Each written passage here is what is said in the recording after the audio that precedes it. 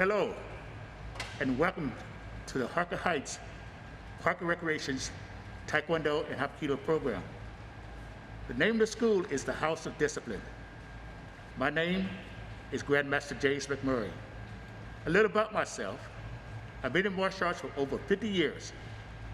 I started in 1980 here in Texas while I was a member of the U.S. Armed Forces stationed at Fort Hood. I started a program there on Fort Hood, and it was a great success.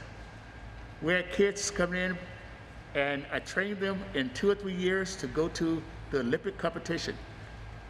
And all of them took gold and silver medals. Impressive.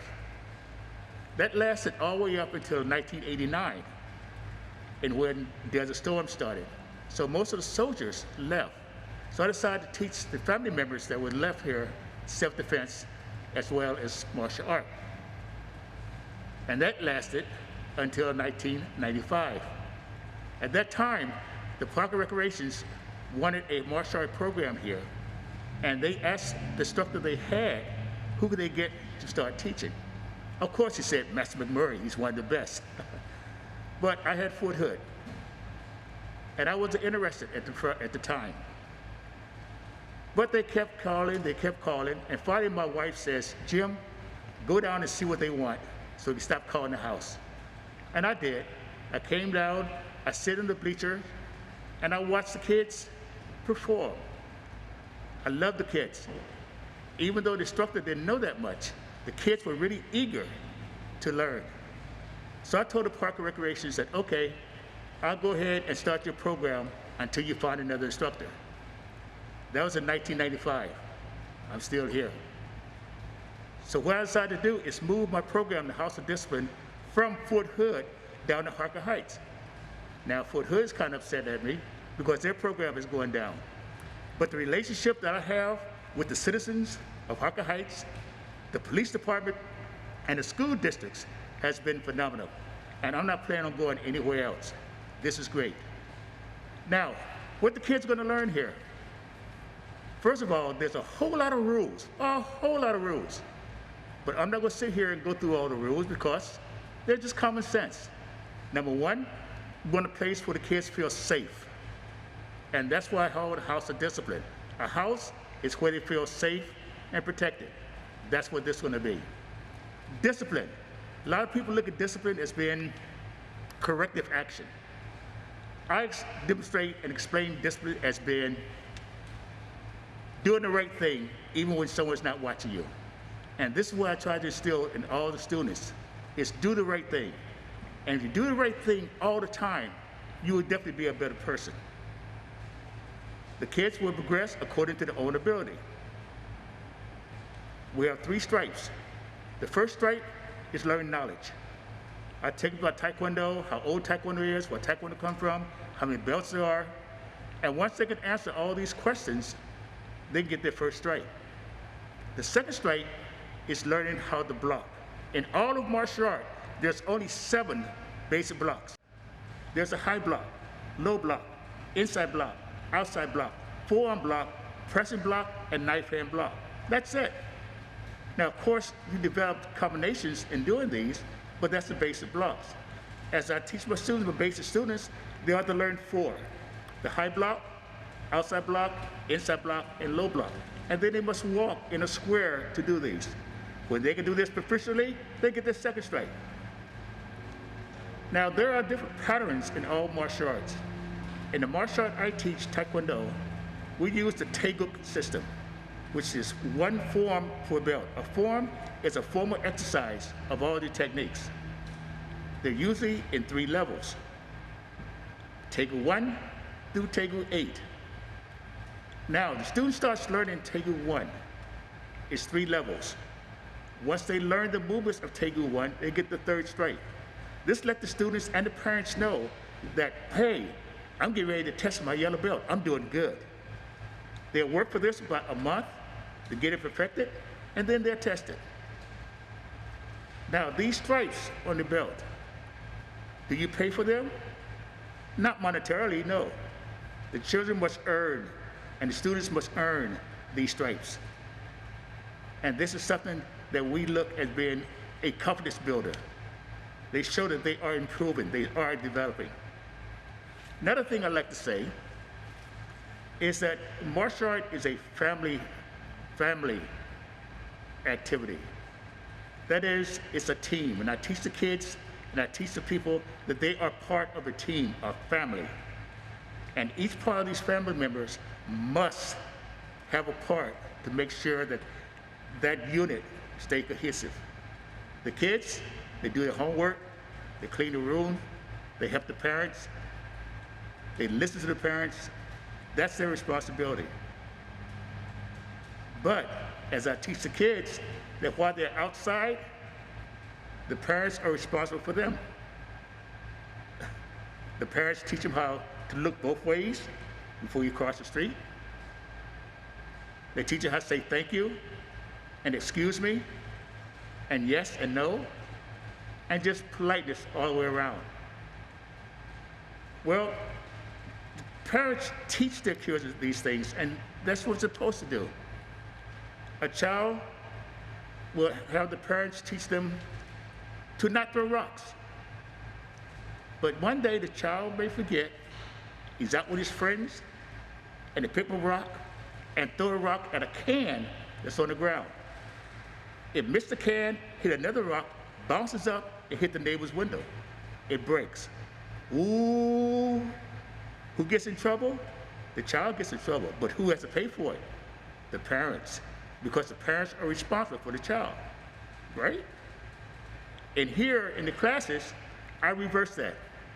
I say that the child is responsible for the parents. So if the parent's phone goes off, Batman!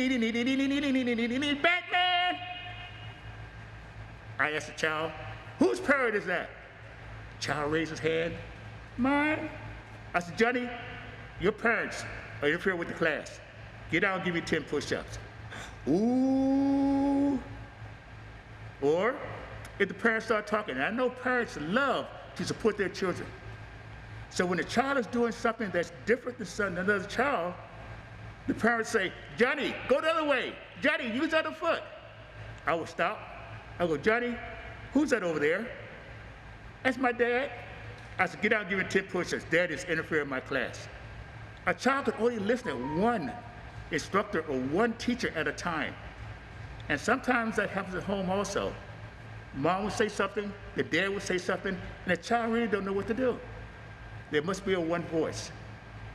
So if the parents sit over and just listen, I speak loud enough so everyone hear what I'm saying.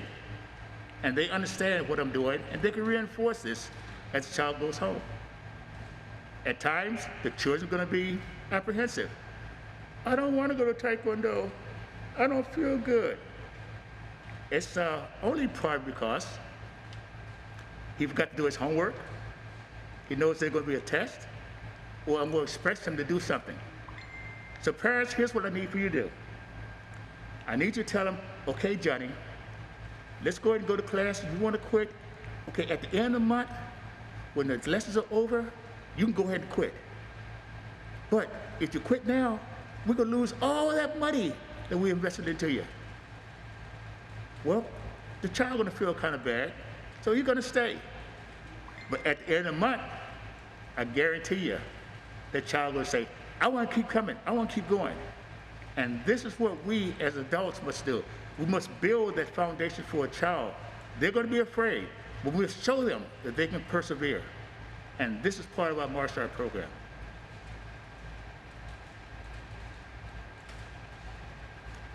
Now parents, we also have an adult program. It's called Hapkido. Now, I will not teach your kids how to break arms, pull out eyes, and things like that. I will teach them a sport aspect of the martial art. We belong to the U.S. Olympic Committee and the AAU. And they provide competitions all across the United States. But in my adult class, I teach them self-defense. I teach them how to protect themselves, how to be aware, how to avoid, and if necessary, how to take action. I have police officers, guards from Gatesville, soldiers, doctors, and just regular parents taking my Hapkido class. And they love it. It's informative. No, I don't make them do 100 push-ups like I do with the kids. It's more of knowledge and understanding and how to be aware of your surroundings. Whether you're going shopping at one of the local markets, or coming out of church, or just at home and you have a home invasion, I teach you how to take care of yourself. That is the house of discipline. And then everyone, I want to welcome you to the Harker Heights Park and Recreation's House of Discipline. Thank you. As you know, I'm a veteran for the United States Army. Spent 2 years in Vietnam with 5th Special Forces. That flag, I fought for. I need that flag. I love that flag. That's a part of me. Part of our martial art is to teach what the Korean flag means. But I cannot do that unless I teach the kids what the United States flag means. So I teach them what the stripes mean. I teach what the stars mean. I teach them what the blue background means. The nickname of the flag. The flag is alive. I teach the kids, when you go out there and see a flag and the wind's blowing, what's the flag doing? They say, waving. I said, that's right. He said, hi, Johnny. Hi, Susan. It's waving at you. I want you to wave back at the flag because that flag is alive. It has a soul. That soul is the American people. And I want them to love the flag as much as I do. Now, one thing we learn to be in a ready position. The ready position teaches the child how to be set and ready to do something. So we start in the ready position, which is feet shoulder width apart, your hands, you made into fist. It comes up, snaps down. The back is straight, the head is straight, the focus is straight forward. This is the ready position. This says, teacher, I'm ready, teach me. I teach the kids when they go to school. Okay, as soon as they sit out of the chair and the teacher comes up, to sit up nice and tall in the chair and look at the teacher. As long as the teacher is talking, they're looking at her. Not looking around and seeing what the other kids are doing, laughing at the other kids, but focus on the teacher and what the teacher has to teach. This is part of discipline. This is part of house of discipline. Now, from the ready position, I teach the hands to bring the hands into the chamber. The chamber, again, is the ready position for all techniques. So from here, the hands will go back with the elbows to the rear, above the belt, with the hands turned all the way over. But it's not done slow, it's done fast. It's like 2 rubber bands pulled together and then released it. It snaps forward. So as I go with the hands in the chamber, it would be commands. Hands in the chamber, ready, go, snap! Notice the elbows go back, the hands go into the chamber. They're still focusing straight forward. The hands are not fidgeting, they're not moving, they're nice and still, looking straight ahead. This is again the ready position. Focus, dedication is what we're looking for. We're teaching the high block, outside block, low block. Now I teach the kids that they already know how to do these techniques. They've been doing it all of their lives. They look at me and scratch their head. They go, I don't know. I said, think about this. Have you ever drank a glass of water? Yes, sir. Okay, get a glass. They get a glass. I said, pour water in it. They pour water in it. Let's go ahead and drink it. Drink all of it. Ah, was that good? They go, yes, sir. I said, get another glass. They get a glass. And I said, okay. They take up the drink. I said, nope, don't drink it. They stop. I said, now take the glass up over the head. Pour that water over your head. Oh, was it cold? Yes, sir. Guess what? You just did the high block.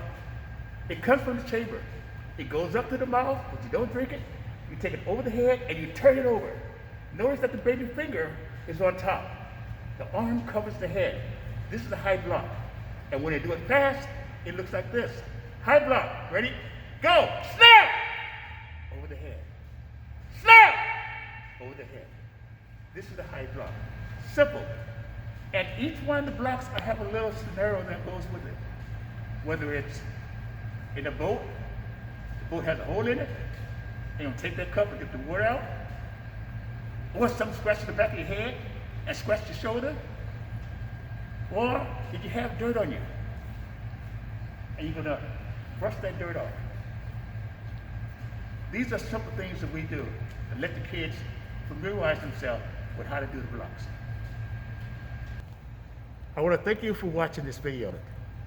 We want to make sure that this is part of self-defense also, is being able to be protected, to know how to wash your hands, to know how to keep yourself safe, to wear a mask. It is for your protection as well as mine. Thank you.